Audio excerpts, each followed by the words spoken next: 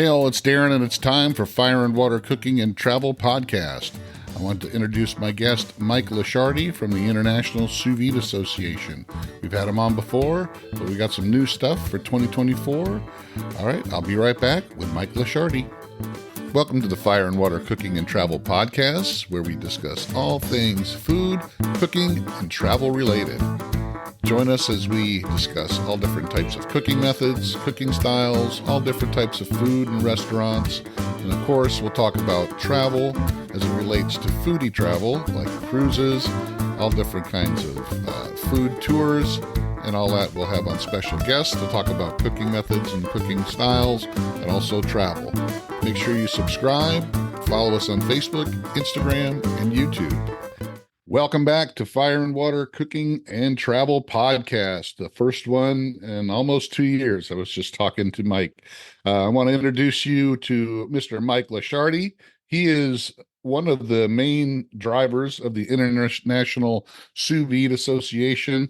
He's been on plenty of my podcasts before, and if you've paid attention, if you listened or watched any of the podcasts before, you would have saw his pretty face.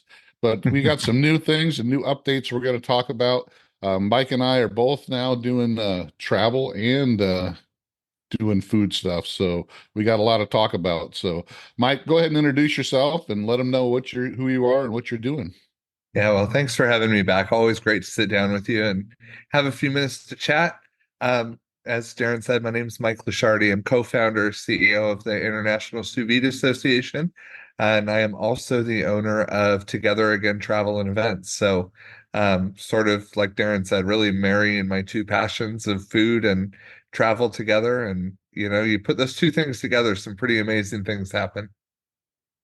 Yeah. And, I think we both started out loving the food, but before me anyway, I know you were doing event planning. So you had some kind of travel wrapped in there, but now you're a travel agent like I am as well. But before you started just doing what you're doing, you did some event planning, which kind of exposed you to the food and all that. So is that how you got started loving food, is Yeah. from the event side, or? It's really where ISVA came from, was sort of that background with I started in fundraisers doing golf tournaments and stuff, which are still some of my favorite events to go to. And then went into corporate events and started doing corporate travel and bookings and all that. And just sort of realized there was this community of people. And I'd seen it with other groups I was a part of, taking these online communities and doing things in person and being able to network together and build friendships and all of those beautiful things. And thankfully, had the idea, reached out to Jason, didn't know him, but knew he was my favorite sous vide author, and he knew his stuff, and just he has been the perfect partner to make all this happen. So it's been a journey. Who would have thought, going through a global pandemic for a food organization that started to get people together in person, and then to be able to weather all of that and go virtual, and then starting to redo all of this in-person connection again now. I mean, it has been a ride over the last few years. And it's amazing to just kind of see how the community has forged its way through it. Yeah, that's what we're kind of going to talk about. So just kind of start. You don't have to go too deep into it, but you said you and Jason had kind of got together and started kicking the idea around. So it kind of just started as like a napkin and a diner kind of thing, like Basically. a lot of the businesses are started.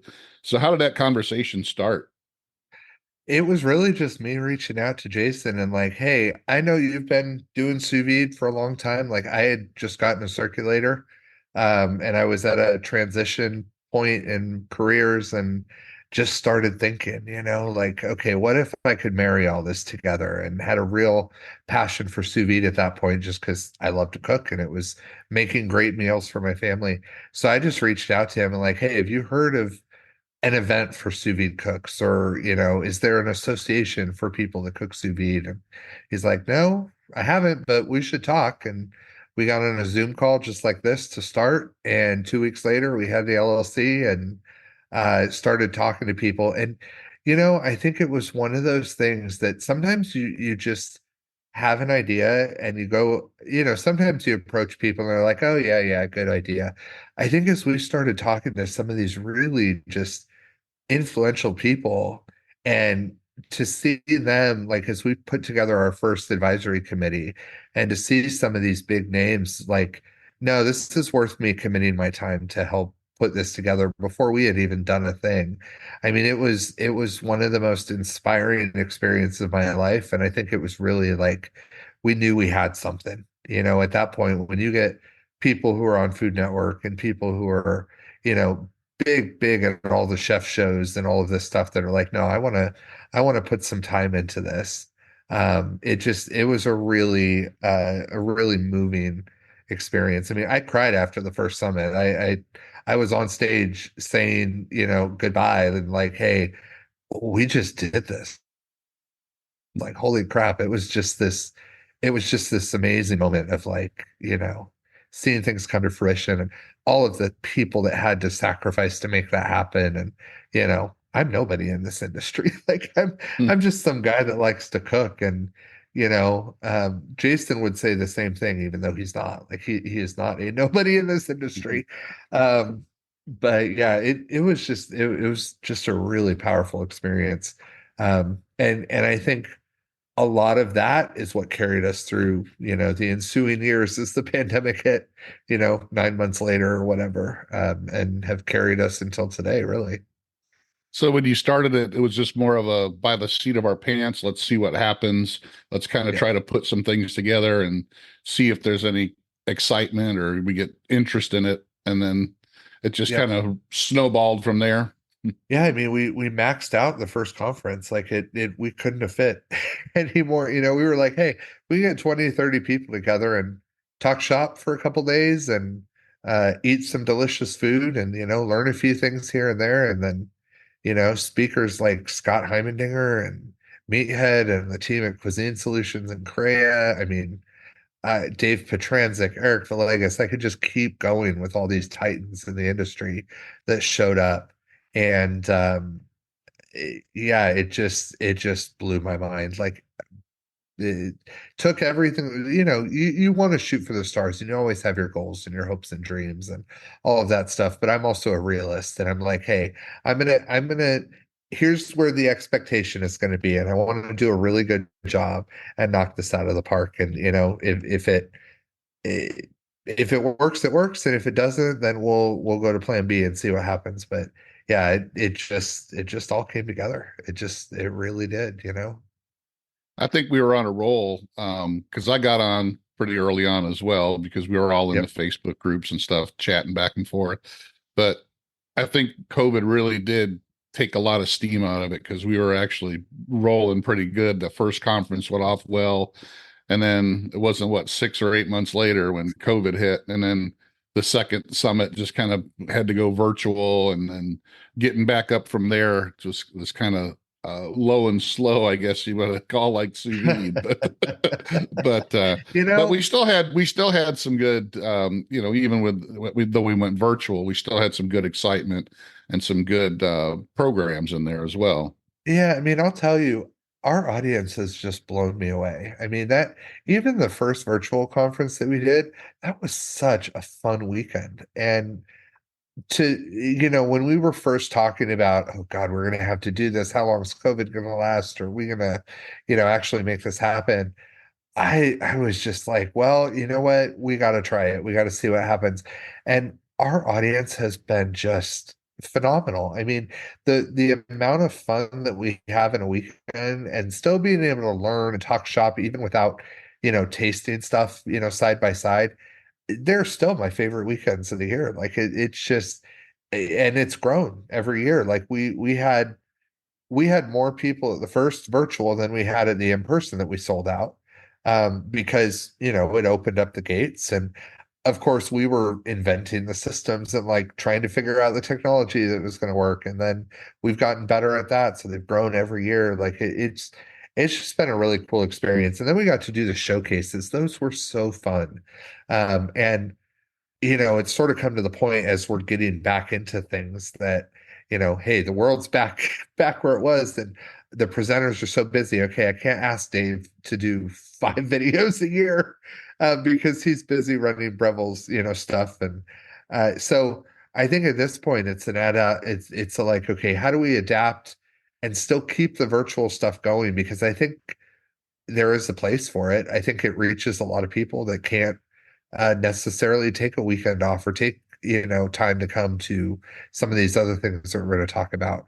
And that's really been the biggest challenge on my side has been like, okay, how do we keep this going without, me standing up and doing 10 demos for a showcase because nobody wants to watch me for 3 hours, and all of that kind of stuff. So different problems, but on the whole, I have just been just blown away by our audience in general. The positivity, the support, the willingness to like, hey, this isn't the same, but we're going to still give everything that we have to it. I mean, it's been just incredible. I pulled up the ISVA website. So if you guys are out there and you're just listening, it's the ISVA.org for the International Sous Vide Association. And you'll be able to look and see who is a part of that. Mike and myself and Jason Logston, as well as a few others. But there's also some events on there. And I think you got some other links and all that in there to equipment and all kinds of different things. So there's some good information on the website. But so if you guys want to check that out, you can go right ahead and do that, theisva.org. So I'm going to stop sharing my screen right now so we can get back to talking. Yeah, So for sure. Hold on. This is Definitely need to update a few things there, but there's a lot of good stuff. I mean, we have our recipe library that's continuing to grow as we're doing other things, and we have a lot of plans for the future with all that stuff. Well, there's also the Facebook group and all that too, and so you guys can check that out. Check out what's going on. There is some events that I want to start talking about as well that you got coming up, and I know you've done some in the past. Now I know you just did one in the French Laundry out there in California. So how did that go? Oh, what a dream that was! I mean, we spent 4 days in the Napa Valley with some just amazing people. Again, people that we've met. A lot of them were actually people that we've met in the last couple of years, doing the virtual stuff, and so this gave them the opportunity to come and do stuff in person. And I can honestly say, I made new friends like at the event, which was pretty. Going back to our initial goals, like that's what we wanted. That's ultimately what it was. Is let's give people a place to connect with each other. And so we spent 4 days there just wine tasting, and we had a tour of the French Laundry, which was amazing. Part of the group went there for dinner, and I think there were 5 of them at dinner at the French Laundry, and they went through 5 bottles of wine because they just kept bringing it. They had some real fun vintages, but we walked through their 1,600 bottle wine cellar like while we were there, and it was just awesome. Ate at the Charter Oak in St. Helena too, which I had never been to, and their food just blew my mind. And they were using sous vide too. Check that out. That was awesome. Love seeing it in the wild. But yeah, I mean, it was, it was a sous vide weekend, but not really. Like we also did a farmers market sous vide cooking class. So we went to the Napa Farmers Market, which has so many amazing vendors. I mean, best strawberries I've ever tasted, bar none, like just at one of the farms. But yeah, we went and shopped, we went back, we had a nice outdoor cooking class. We made some fresh risotto with Cuisine Solution 72-hour short ribs, which are, amazing. We did a salad with these really fun olive oil sous vide poached eggs and a sous vide creme brulee. And so it was a sous vide weekend, but it was more than that. We did some sous vide, we did some food and wine, we did some fellowship, and just really had a blast. And yeah, we've got some other stuff coming up sort of in that vein that we're working on. This podcast is sponsored by Fire and Water Travel Services. Let us help plan the foodie vacation of a lifetime for you. Whether it's an ocean or river cruise, tours of Europe, all-inclusive resorts in the Caribbean, anything you need, we can help plan it and customize it for you. Follow us on Facebook, Instagram, check out fireandwatertravel.com, and also check out our YouTube channel for videos on travel. We're working on. So, one of the things that I've always been interested in travel, because I used to plan all our trips and just seeing and new places and going to different places and experiencing the food. I think the food's always been my main driver. So, so it just makes sense that you did the same thing with, all right, now I want to start planning some trips, because you planned a trip to Paris as well. Yes.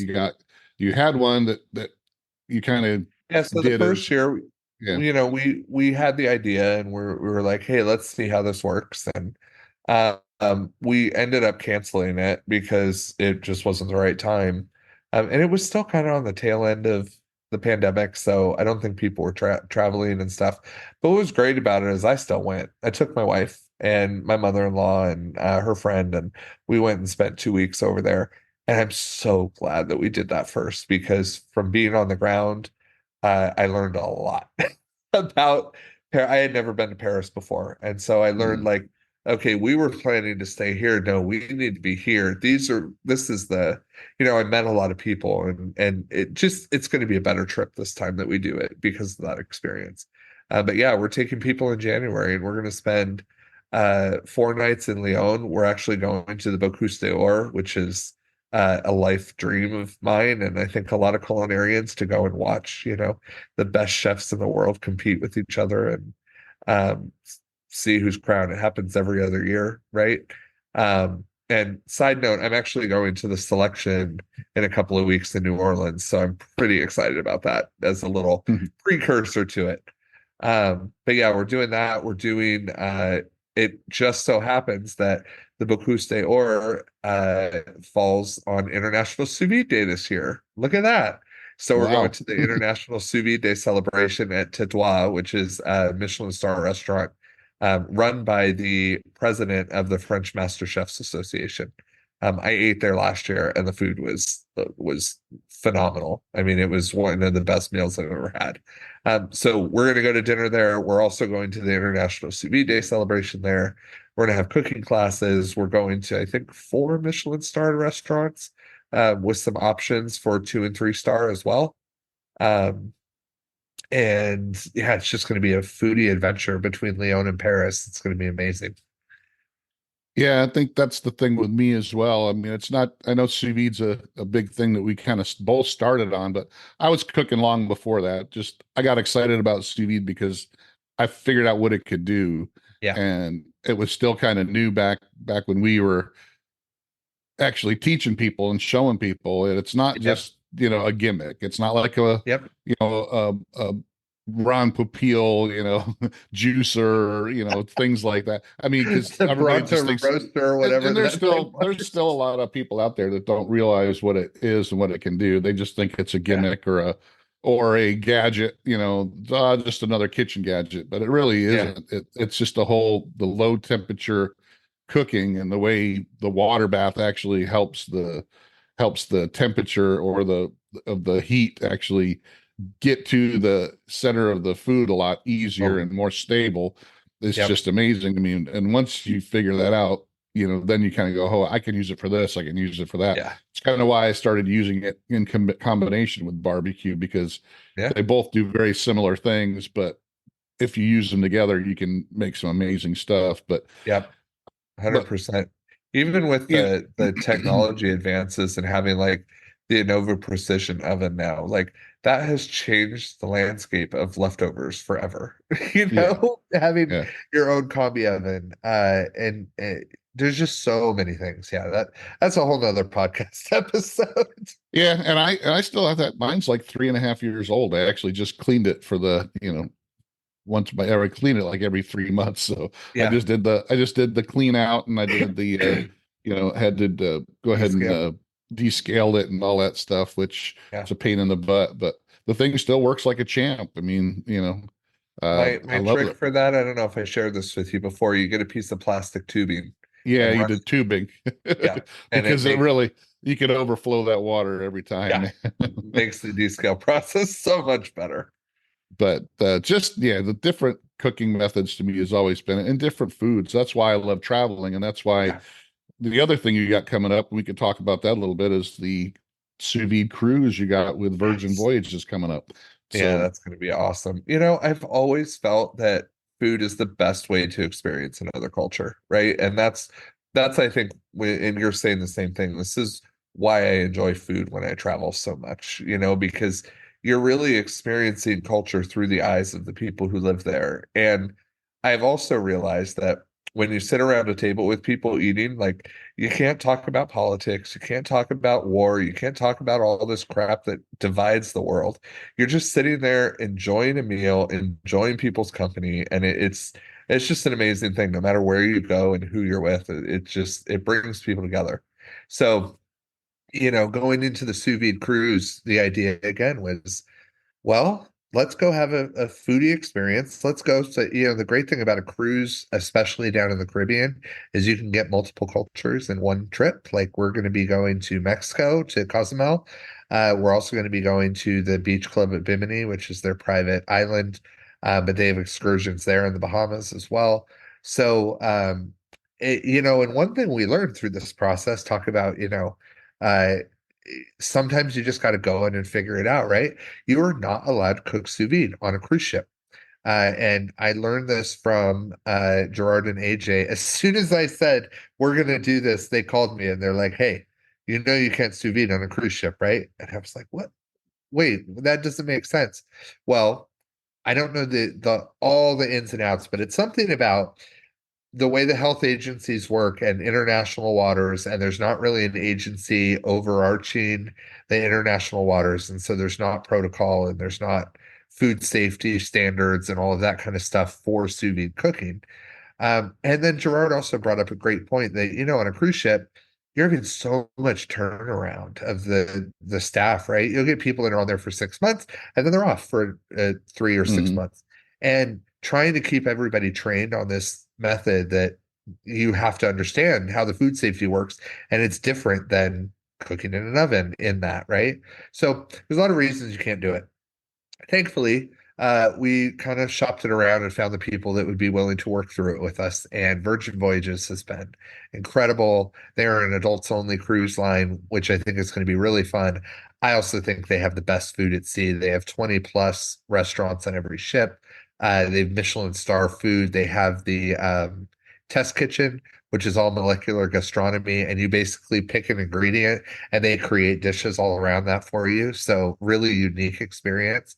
And we wanted something where the food would be not just through our programming, but in the whole thing. Like, you know, I love Carnival and Royal Caribbean and Norwegian for all of their things. And, you know, food, I think in general on a cruise ship is getting better as we go. But I wanted a foodie cruise line. Like I wanted something that people are really going to talk about and enjoy the experience. So yeah, we're leaving from Miami. We've got 2 sea days. On each of the sea days, we're going to have a cooking demo based on the locations where we're going. So the first day is going to be all about Mexican cuisine and sous vide. Dave Petranzik is our confirmed chef at this point from Breville. And, you know, shout out to him. He's the real reason why it happened because he's a huge cruise fan. Like he and his family do it a lot. And I kind of was like, you know what? I'm going to get you on a cruise ship. Like, we're going to make this happen. And that was some of where the cruise idea came from. But yeah, he's on board, and we've had some really fun conversations about the products we're going to be demoing, and everybody will be tasting. And then the second sea day, we will do Caribbean cuisine, which I think is something we don't do a lot of here in the United States. And I think actually lends itself to sous vide really, really well. There's a lot of braises and there's a lot of these really deep like flavor development and things that I think sous vide cooking does so well. And I think people are going to be really intrigued by what we come up with for that. So you know, it'll be throughout the whole experience. well, I'm going to try to get on there. I'm actually going on a Virgin cruise on the end of July me and my wife were flying over to Athens, Greece, and we're going to hit Athens, and then we're going to Croatia. We're going to Split and Dubrovnik, where those two places where Game of Thrones was filmed. So Yep. we get to go to King's Landing and see a lot of the stuff that we saw, in Game of Thrones, but Yep. also Couture and Kufur. So Yep. we're really looking forward to that. It's actually the first time we've been in Europe. So and Wow. I'm really looking forward to Virgin because I like the fact that they have all these specialty restaurants, but they don't charge you extra. So Yes. all their specialty restaurants are included in uh your cruise fare, and Yep. the only thing you really have to pay anything extra for is your drinks. So they try to include everything, your gratuities, everything like that. And their food Yep. is nothing to sneeze at. From what I've had friends that went on there and they said everything is freshly made, everything is top Yep. quality ingredients, and it's all Yep. different. They got a Korean barbecue restaurant in there. They've got the like you said, the test kitchen and a bunch of different other Italian. yeah. I mean, supposedly uh everywhere that has food is even there. They don't have a buffet. They have what's called the galley, and Yep. it's like a food court in a mall for you want a Yep. hamburger, you go and order the hamburger and they'll bring it over to you, and they have some grab and go stuff too. They have like grab and go sushi, so you can go grab Yeah. 4 or 5 things of sushi and take it back to your room if you want. Yeah. So Well, and but even with the drinks, like they include sodas and tea and water and juices, non-pressed juices and all of that stuff, which no other cruise line does that. So a lot is included. And if you look at their alcohol pricing, their cocktails are like $9. Man, in Napa, we went at Charter Oak, one of the cocktails we ordered was $28, you know? It was a good cocktail, but $28. You go on, most of the other bars and cruise lines that are out there, you're going to pay a heck of a lot more than that. So I yeah, really like how they do things. It's very clear pricing. There's over $1,000 of they call it their included luxury in wrapped up in the cruise fare, talking about things like the specialty restaurants included and all of that. Um, if you're really in a bougie mood, they have their shake for champagne where you open the app and shake the phone and they bring you a bottle of champagne right on the deck yeah, wherever you're at.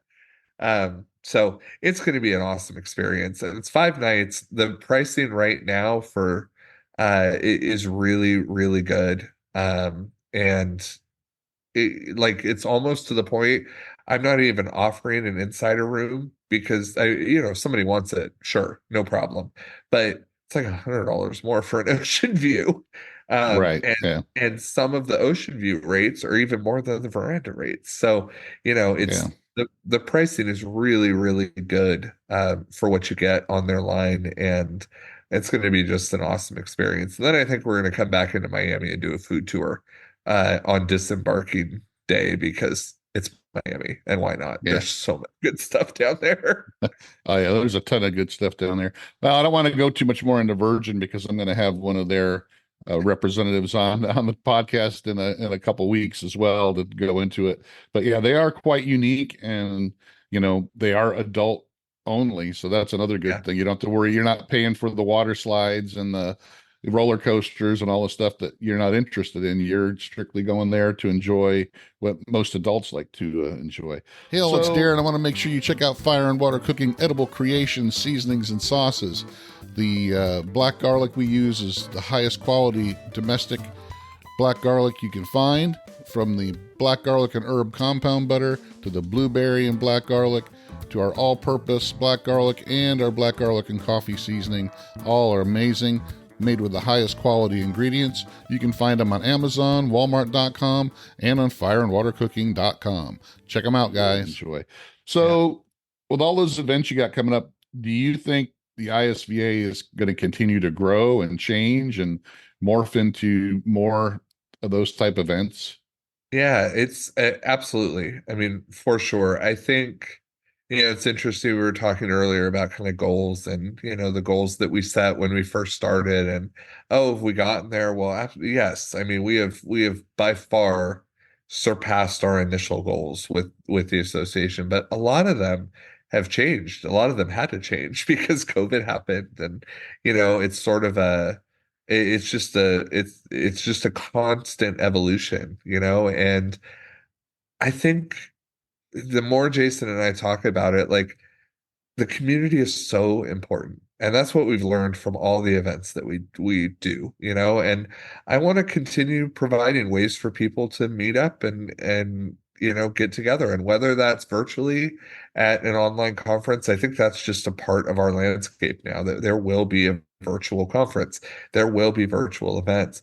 And then we also want to get people together in person where it makes sense. So whether it's a big trip like Napa or the cruise or going to France, or in October, I just actually had sort of final conversations this morning with Rich Rosendale, and we're going to do an event October around the 18th through the 20th in DC, and it'll be in partnership with Rich Rosendale and his brand, and with Crea and Cuisine Solutions, and all of that kind of stuff.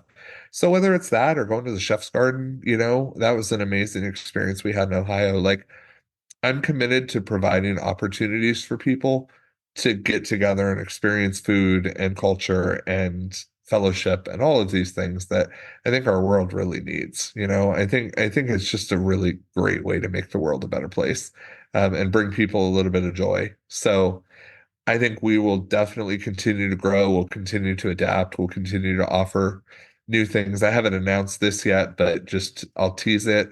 I just signed the contract today on a wine river cruise through on the Douro River through Portugal.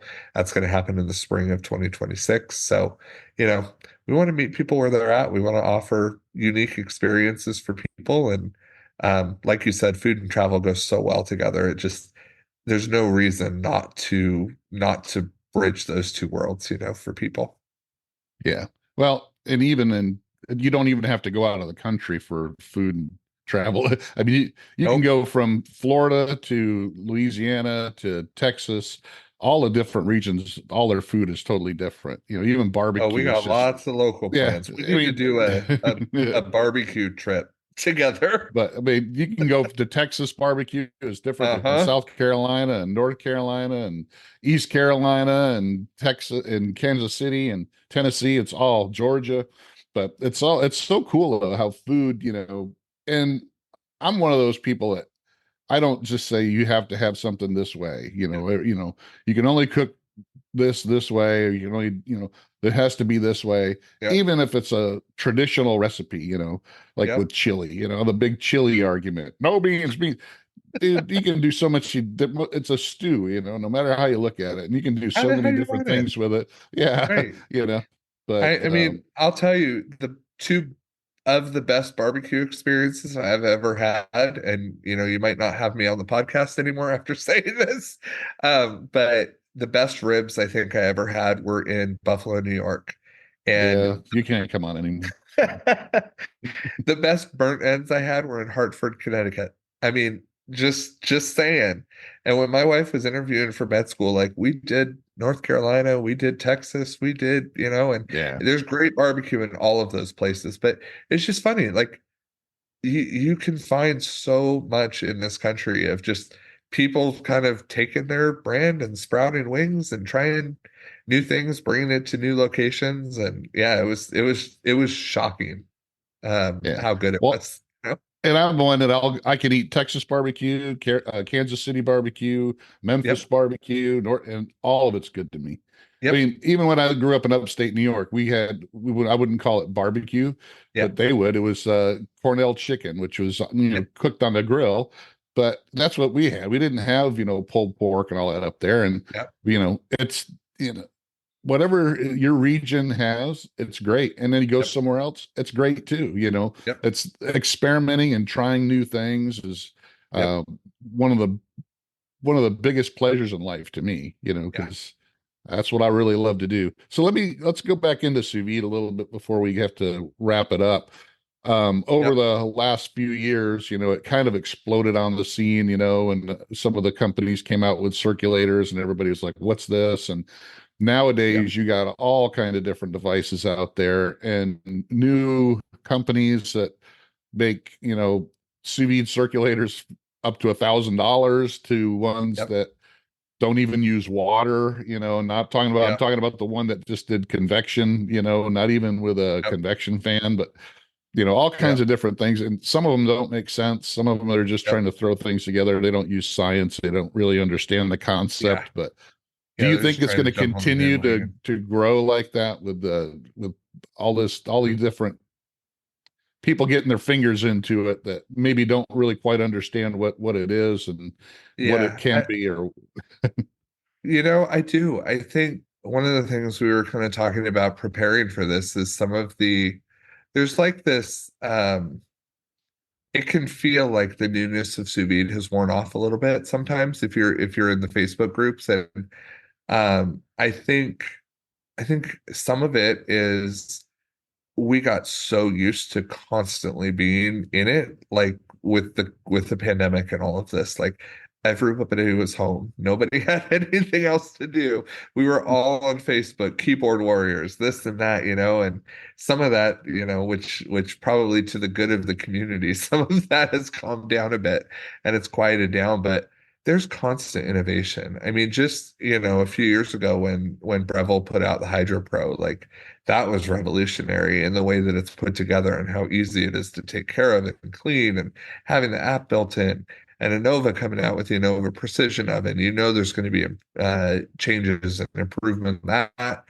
Um, I agree. Sometimes you see some of these companies come out and they're like, "Oh yeah, well we just put this together," and you're like, "Did you actually like think about the market and like do any research on this?" Because I'm not sure that solves any problem that anybody's having. And really, like when you create something new, you want to innovate, right? And figure out, here's a problem people are having. This is how we fix it. This is why sous vide became such a great thing, because here's a problem people were having. They weren't able to put out quality food at home, or they weren't meal prep is a huge thing with sous vide, and that solves. I was just talking to a friend of mine who has 4 kids and she's pregnant with twins. God bless her, bringing in 5 and 6. And I'm like, meal prep for that, type of an environment when you have newborns on the way, just life changing, right? But I, I think there's always going to be room for innovation. And I think what we're seeing a lot now, and I was talking with Rich about this a bit this morning, is we're seeing a lot of home cooks that are becoming. We've always had the adventurous home cooks, right? Like home cooks in general, and I'm not saying this to the degradation of any chef or whatnot, but a chef has a job to do when they step in the kitchen, right? They need to put out quality food. They need to get X amount of covers out. People need to not wait a long time. The restaurant needs to make money. There's all of these factors that they're bound by in their profession. And so that doesn't leave a lot of room for trying new things and innovation. And, meanwhile, we've got home cooks. I love Lisa Keys to death because she's like, can I bake a cake sous vide? Hell, I'm going to submerge that thing with magnets and it's going to work. And it turned out an awesome thing. Now, is that something I'm going to do every weekend? But you see a lot of home cooks kind of innovating like that. And I see a lot of those home cooks, and I see a lot of companies putting out commercial things like the combi oven, like blast chillers that are becoming more accessible for the home cook. That are, you can get a blast chiller from Vesta now for $1,000. And when was that an option for the home cooks? You have a freaking freeze dryer. Like, when was that an option for somebody to have at home? And so I think there's always going to be innovation. And I think a lot of it now is taking some of the magic from the culinary industry and these really cool things that chefs have been able to do over the years, and the techniques and all of that, and it's making it more accessible for home cooks. And it's sort of, you're seeing home cuisine being elevated at the same time because of that. So I think it's going to continue growing. I see a lot of potential in the future, of this sous vide industry in general. And honestly, I wake up every day just grateful that I get to be a part of it, because I have the coolest job in the world. I mean, I really, I could not have imagined in 2018 when we had this idea that it was going to turn into what it is. And I just count myself as lucky every single day to be able to do what I do. So, we'll see what the future holds, and we'll keep adapting as things yeah. change. Well, and like I said, I think you're going to see, like I said, you see some of the things like, okay, I'm going to bring up Guga just because he's huge now, but Yeah, I've started following him back when he first started, just sous vide everything. yeah, And him and his friends, they started out as a little hobby thing, doing some videos, and he's kind of grown and expanded over the years. And now yeah, I don't even recognize what he's doing anymore, because now it seems to me he started out doing experiments with sous vide just to see, and then he started experimenting on things that don't even make sense. Now he's into a rut where he's the shock value now. I gotta, what can I do next? Because I've done so much other stuff. I want to yeah, keep the audience listening to me. I want to keep everybody interested and yeah, want them to keep coming back. Goes, what's he gonna do next? So he yeah, does some of the most ridiculous things I've ever seen in my life that nobody would ever think of doing, just to do them to get that shock value. And I'm one that I don't really think that that's what you need to be doing with with cooking, because people will see that and go, "Oh, I'm going to try that," and it's like, you don't want to try that because it doesn't make sense. You don't want to dry age, which you're not even dry aging stuff in, motor oil. I mean, it's I mean, some of the stuff he does is just totally ridiculous, and it's all, like I said, it's shock value. It's what can I do next? And I got 4 channels now. I got to fill them up with content so I can keep growing and getting more viewers and all that stuff. And I yeah. think But even some of the product manufacturers have done that as well. Well, we got to get on this sous vide thing, but we want to do something different. So let's try to put something out there that is a little bit different. But they don't do any research on what sous yeah, vide actually is or anything, or put any yeah, thought into it. for sure. And on Guga, like, uh, more power to him for everything that he's accomplished. I mean, he Oh started at yeah, nothing, and but the like I brand said, that he's built, and there's some fun things on there. I mean, hey, I wouldn't have thought to blend up Big Mac and butter, and that it's pretty funny that that one. Sorry, not to spoil it for anybody who hasn't seen that video, but yes, it won the blind taste test. yeah. So I mean, there's some fun stuff there. I think it just depends what you're looking for, and that's what I like about this industry is there's something for everybody. For the people that want that shock value and they want the like, hey, let's see what happens if we try this crazy thing. Like what was the trend a little while ago? The peanut butter sear on the steaks that No, took I over the know. mayo. Yeah, they were coating steaks in peanut butter and searing them off and different things like that. But it's interesting too because I agree that there are some manufacturers who've been like, oh, it's kind of like the old snake oil commercials, or hey, we're gonna put everything into one place, and it's one machine that it Yeah. vacuum seals, it warms, it cools, it this and that. It's like an infomercial. But it's also really cool to see that there's more sous vide product retail than there's ever been before. We Oh yeah. order and this is not a plug. Well, it is a plug, but I don't get paid for this. We've been doing Hungry Root recently, and I think Hungry Root's been great because it's a lot of semi-homemade. Like I can get dinner out in 10 minutes, which has been really useful lately. But it's amazing how many different brands are doing sous vide products now. When it used to just be Cuisine Solutions and a couple of others.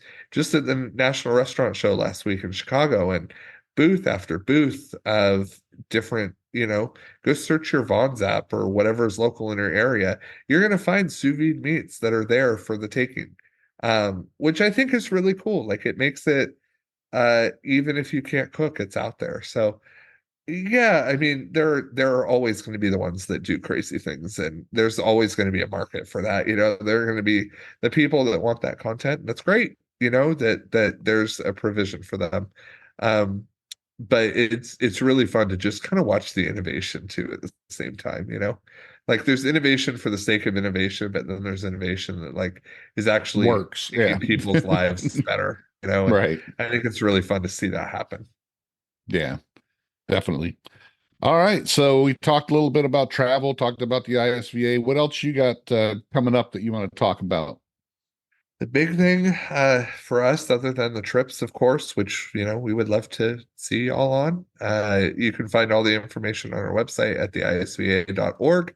And you can also join our newsletter. If you go to theisva.net/newsletter, you can sign up for our email newsletter, and we keep you posted on all that.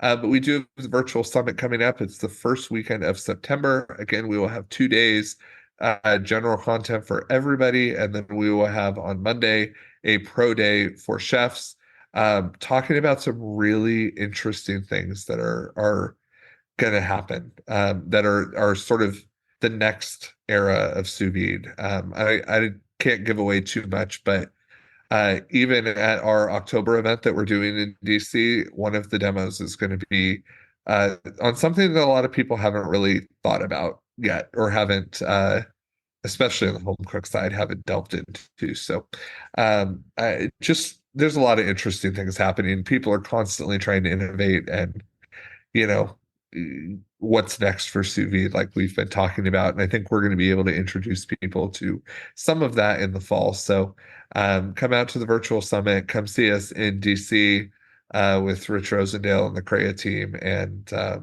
just we'll keep planning as people keep wanting to come. So, let us know what you're looking for. Like I said, I want to provide experiences that people want, that enrich their lives, that give them new life experiences, and help them make new friends and build community and all of those things. So, we're open to what people are looking for, and hopefully we'll have some real good fun over the next year with some of these things that are happening. Cool. Yep. So go to the ISVA.org, and it's got links to the Facebook group, the Instagram, and all that on there, even LinkedIn. So if you're interested in any of the stuff that Mike's been talking about, anything to do with sous vide, I highly suggest you go ahead and hook up and check them out. And I want to thank you, Mike. I know you got to get running, and I just want to thank you for the time. I'm glad to be back. It's my first podcast back with a guest on almost 2 years, and I'm glad to get it started again. But I'm glad we were able to talk a little bit about travel and food on the first one as well. But thanks again. I appreciate it, and you have a great time. Yeah, you too. Always a pleasure. Glad I could be your first. All right. We'll see you around. Yeah, don't tell my wife about that. All right. Thanks again. All right. See you, Darren. See you in the next one. All right, guys, thanks again for joining us on the Fire and Water Cooking and Travel podcast. Make sure you like, subscribe, and share. Follow us on Facebook, Instagram, on both the Fire and Water Cooking and Fire and Water Travel. Thanks for watching. Make sure you follow us on the next one. We'll be looking forward to it. We'll be having some other guests on really soon. I'll see you on the next one.